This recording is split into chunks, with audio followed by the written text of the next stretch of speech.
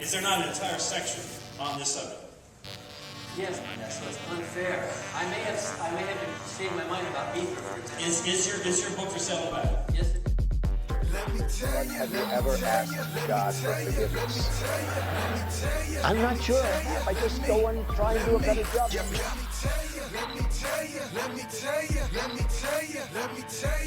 Say it like you mean it. This is my Bible. Yo, Trey. What up? I got something to say. Hey, what's going on, everybody? Welcome back to Let Me Tell You, episode 88. I'm your host, the Evangelical Norm. Once again, we are here. Another week has gone by, and we still don't have a result in the presidential race. We might as well. I mean, it's pretty clear that Biden is going to win this thing. Google has called it. AP has called it. You know, all the people that don't have the constitutional right to call an election have called the election. So take that for what you will. But this is what it's basically looking like at this point. Trump still has lawsuits in different states. We're watching that all play out. And again, this is the constitutional right of Donald Trump. Agree with it or not, we want to see every legal ballot counted.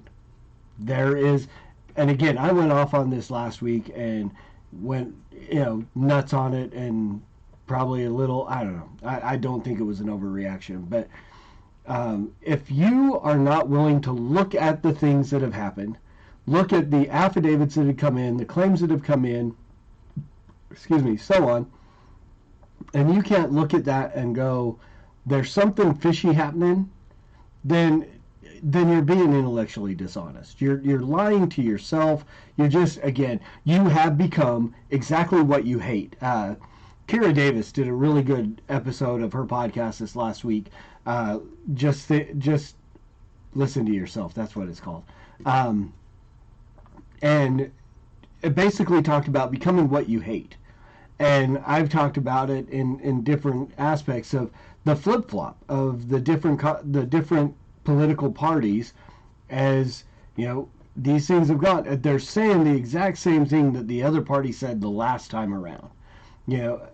With Hillary Clinton, it was, she couldn't possibly lose to Trump because it's collusion, it's this, blah, blah, blah. And yeah, some guys went to jail, but they never found any real evidence of collusion between the president's campaign and Russia and so on. Did Russia interfere? Sure. I have no doubt that China interfered in our election this year. Russia interfered in our election this year. We've interfered in elections of other countries for decades. It's happened. It's what governments do. Every government wants to see their own dude in and blah, blah, whatever. What we have seen here is literal potential for voter fraud. And so we want to see the investigations play out. We want all that stuff to come to the forefront and see exactly if any of it is real. I don't know if it is real, but I want to. And I want to see an investigation. And if it's not, fantastic. If it is, then people need to be arrested and go to jail, and recounts happen and invalid votes thrown out, and then let's see what happens. Is it going to be enough to overturn the results as they sit and they stand right now? Probably not. Will we survive a 4-year term of, again, Kamala Harris? Sure. I mean, is it going to be horrifying to see the things that she tries to do, the policies that they try to make? Sure. Are they going to try to codify Roe v. Wade? Absolutely. Is that going to happen? Probably not. It won't get past the Senate. It's not going to get past. It'll probably get past the House. It won't get past the Senate. Again, politicians will do what politicians have done forever. They will get absolutely nothing done, and they'll make it look like they're doing everything they can, and they'll use it to fundraise for the next time around, because all these guys in the Senate have got to run again in 2 years. Right? Or most of, or is it 2 or 6? I think senators are 6, congressmen are 2, right? And then the president is a 4-year term. It's weird. It should all be consistent and we'll get into that another time. And senators and congressmen should have term limits, just like the president does. We should not have a Joe Biden who has been in government for 47 years already and has done absolutely nothing. And now we get him as 15 minutes as the leader of the free nation, right? Okay. That's a whole lot of stuff we can talk about at a whole nother time. But again, it's crazy to watch the things that as they go down, and we'll get through. We'll end up with another election. A couple of predictions on my part. I think if this comes around and Trump actually loses, which it looks like, I absolutely think he's going to start a television network. He's going to, just like Glenn Beck started Blaze TV, we're going to get Trump TV. He's going to take everybody away from Fox, all the people that were his yes men. He's going to have Hannity on there. He's going to have Laura Ingraham. He's going to have Judge Janine. Tucker Carlson's going to go over there. All the people, and Tucker wasn't even. Well, I should say, I should give 100% transparency. I have not watched Fox News for probably 6 years, or close to that, maybe 5. I haven't watched it, but from as far as I know, Tucker has been kind of like a Ben Shapiro, a Steve Deace, calling good Trump, bad Trump, and so on, right? So, again, but is he a yes man? I don't think so. The rest of them, absolutely. They were all in Trump's pocket from the beginning. And so we'll see where that all goes. But this is what we're looking like. The only one that still hasn't been called by some media entity is Georgia. I think there's still a difference of like 4,000 or 5,000 votes. It may even be 3,000. It's very close. So they're doing a recall or a recount in Georgia, automatic.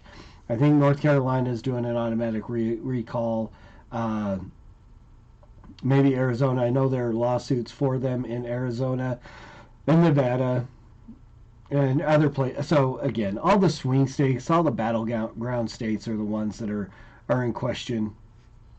And so we'll see. There's a lot of talk about this Dominion machine network voting system, whatever. Again, I'm not seeing anything real convincing on that. I'm hearing a lot of statements, but nothing to say this is absolutely concrete. Because again, if we had all this, I mean, everyone's like, well, we've got this evidence and we're going to come out with it. Well, come on with it. Quit making us sit and wait. If you've got it, get it out there. If you don't, then let's not keep playing games with it and just move on. And but again, here is the reality. For those of you who are like, well, just make him the president-elect and December 13th is when all the states have to have all their elections certified. And then they'll certify it federally. The electors will go in for the Electoral College. They will make their votes. December 14th, the Congress will pass a law recognizing Joe Biden as the president-elect. And he is still not the president until January 20th when he is inaugurated. So let's let our government continue to be our government, as good or bad as it is. Quit crying and so on. It is still Trump's government. Here's my thought is Clarence Thomas needs to retire today and let Donald Trump appoint one more young conservative court justice. Because what's going to happen is for the next 4 years, we're going to be watching on, again, the other side. We're just going to flip-flop this whole thing, and everybody on the right is going to be watching Clarence Thomas, praying that he does not die in the next 4 years, and give Joe Biden an opportunity to appoint, Kamala Harris an opportunity to appoint any more Supreme Court justices. So all the older guys, Kennedy, Thomas, I think that's really it. I think that's all the elderly folk on there. So I don't know how old Roberts is or any of those other guys. I don't know how old they are. But so that would be my recommendation. That would be my prediction in the next couple weeks. I think we'll see Clarence Thomas retire, and we'll see Trump appoint another one, and then we're going to have all the same hubbub. But this time it will be the same situation as 2016 with Obama being done and a new president, and so we'll see. It'll be interesting. But again, I don't predict Joe to be the president for long. He will be there for 15, 20 minutes after the inauguration, 25th Amendment, Kamala Harris, and then we'll see. It'll be interesting who she puts in as her VP. So those are the things that I see coming. Are they going to try to codify Roe v. Wade? Sure. Is it going to work? No. Okay, and so we'll see. I mean, we'll have a lot of time to make predictions for what the next 4 years is going to look at. But okay, that's where I was going. Donald Trump, starting Trump TV. He is going to be a force to reckon with. That's my point. I don't know where I got lost going on the other trail, but my point is Trump is still going to be a force to reckon with, and I could see in 2024 him coming back and trying to be the nominee again. I hope that does not happen, because I really hope that I can get somebody in there on the ballot that's an actual valid candidate that I can vote for. I have no problem doing the protest vote. I mean, maybe next time around I'll write in Ben Shapiro, or I'll write in Nelson Del Valle, and or one of the other guys from Christ Century. I don't know. Luke Walker.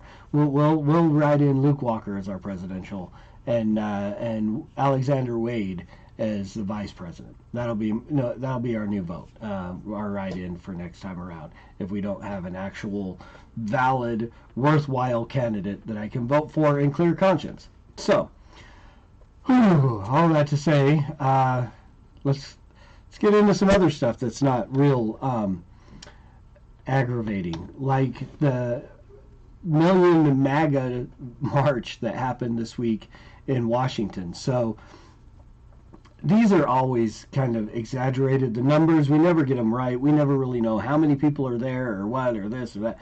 But supposedly 1 million Trump supporters descended upon the streets of Washington, D.C. Fantastic. Sorry, I'm trying not to yawn. Do your thing, right? Come out, have your rally, have your protest, whatever you want to call it. Again, the irritation in all of this is that everybody is mad because Trump supporters are coming together. They're not wearing masks. It's a super spreader event.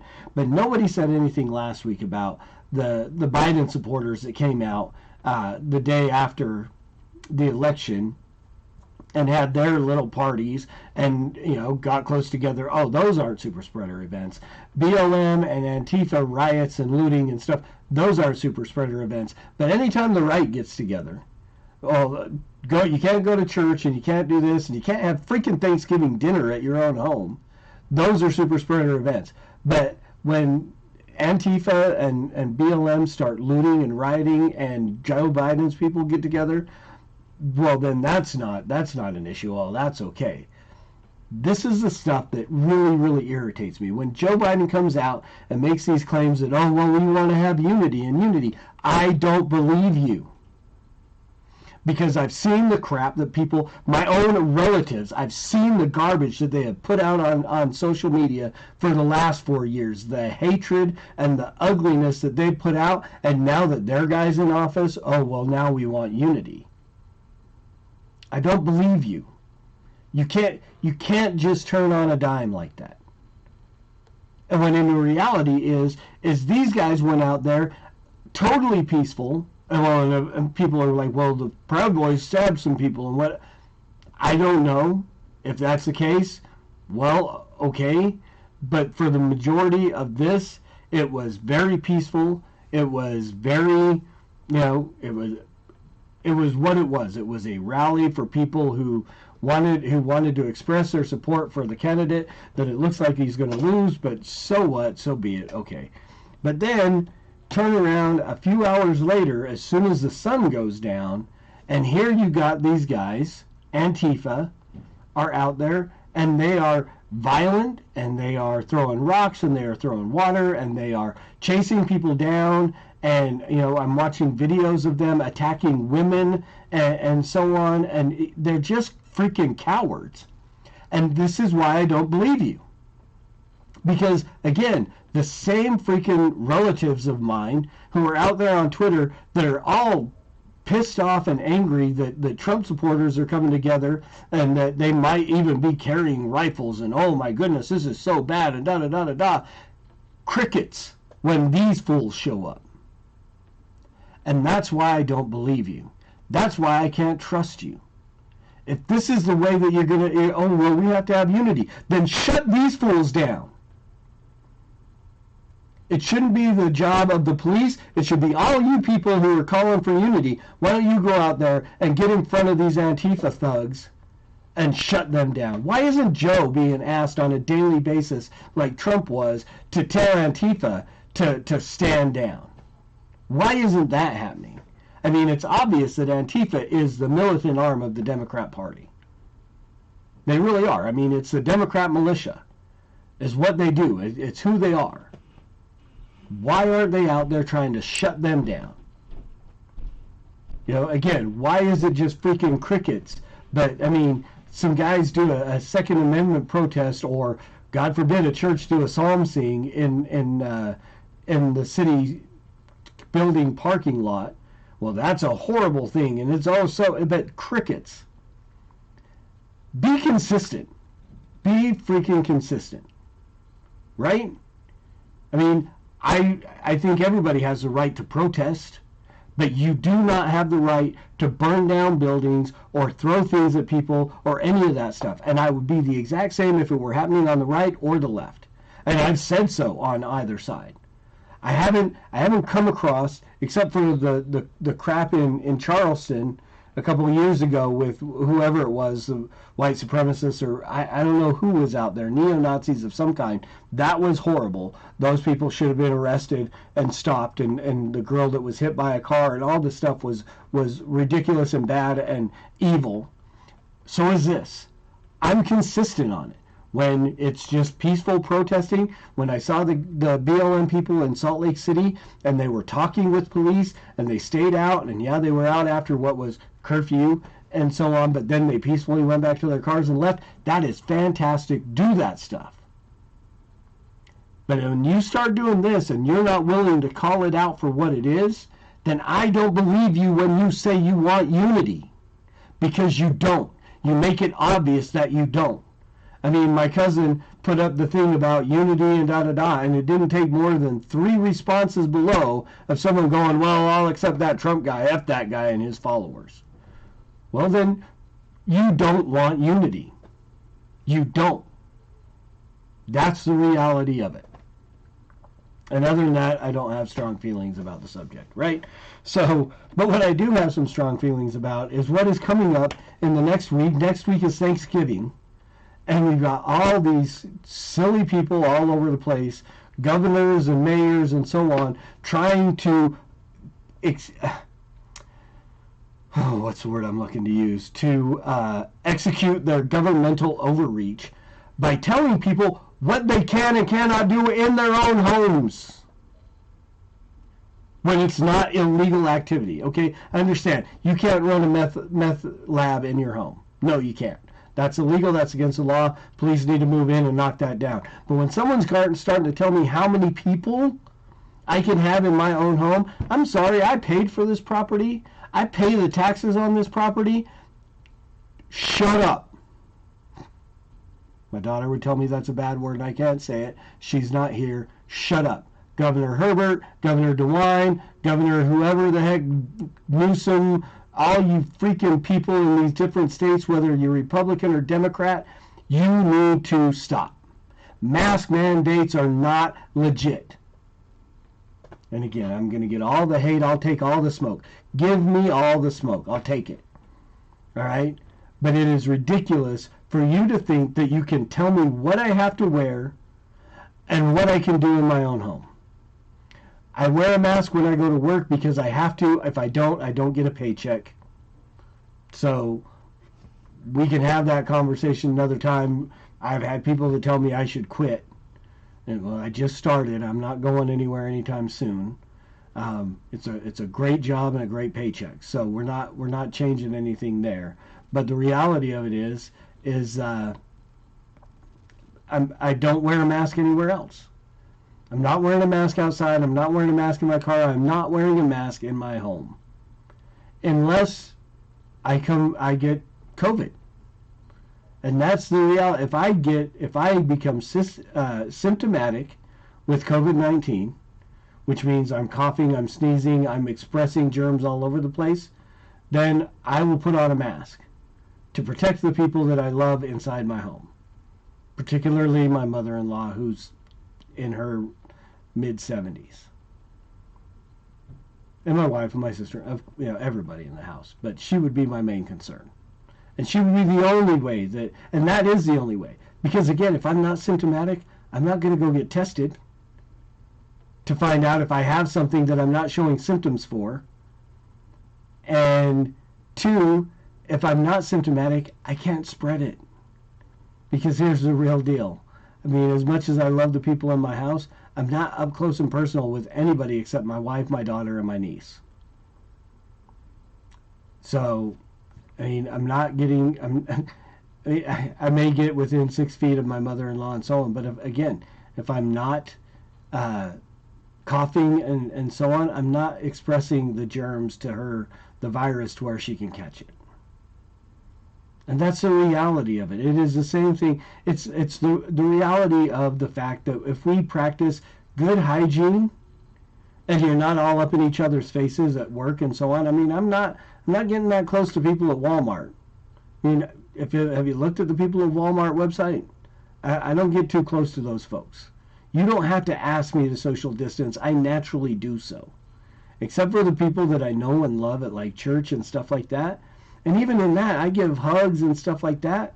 But I'm not like right up in people's faces.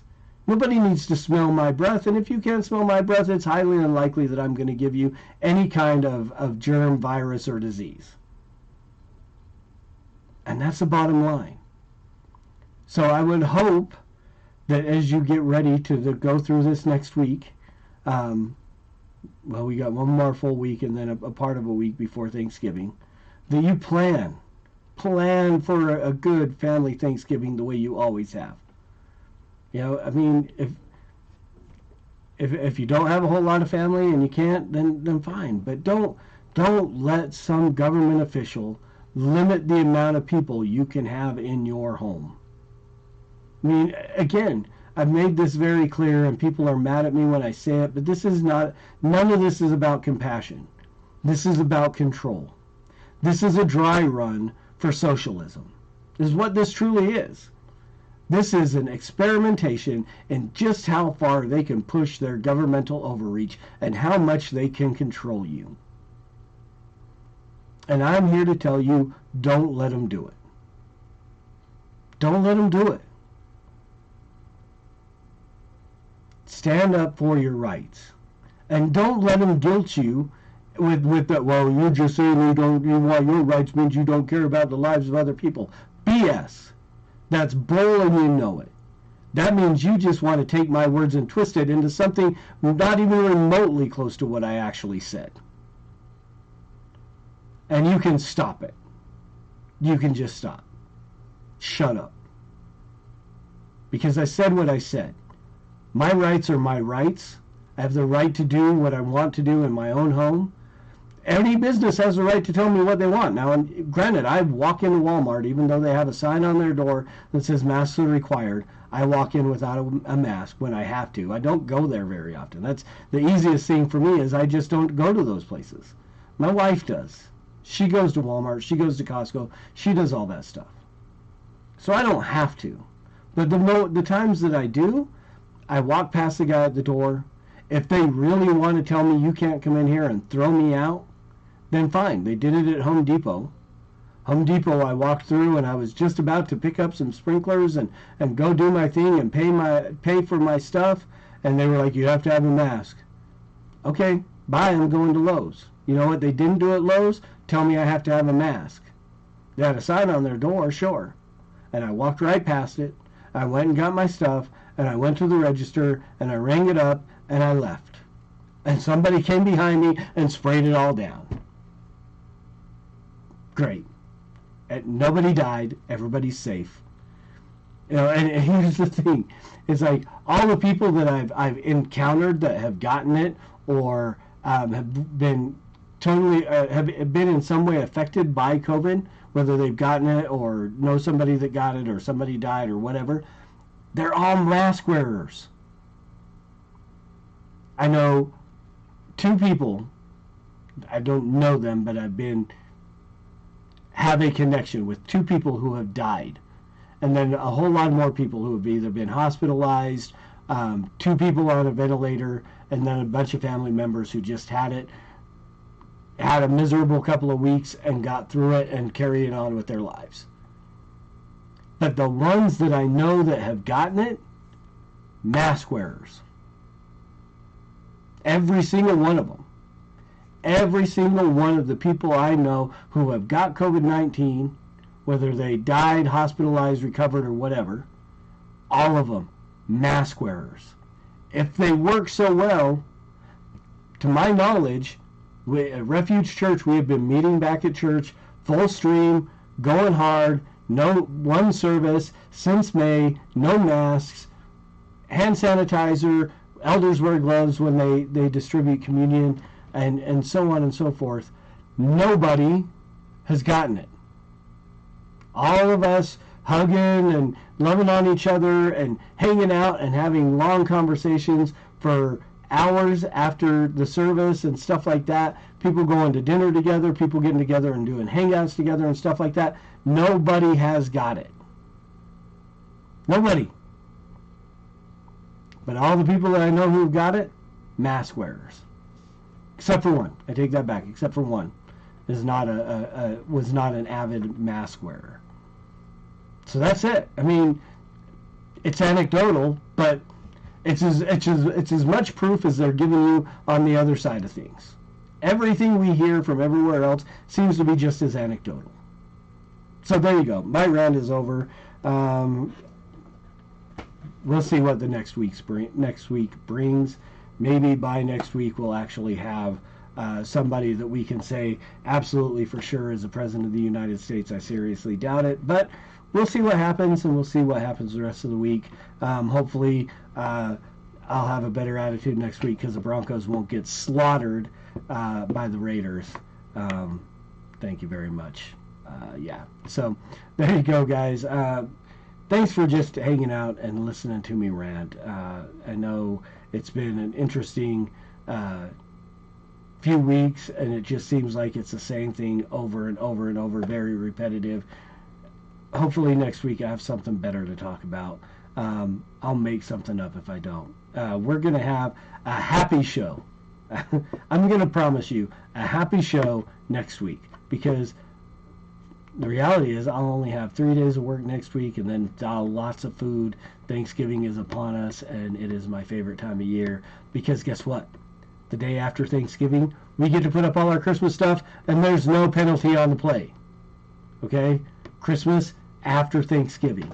And Christmas trees going up the day after, and music is going on, and we're going to have a great time. We're going to celebrate. So next Monday, this is my promise to you. I hope. Next Monday is going to be a happy show. It's going to be Norm, all smiles and stuff. If I have to bring my daughter in here to be my co-host to make sure it's a happy show, we're going to have a happy show next week. All right? So thanks, guys, for hanging out. As always, preach the gospel at all times. Use words. They're necessary. Until next week. Soli Deo Gloria.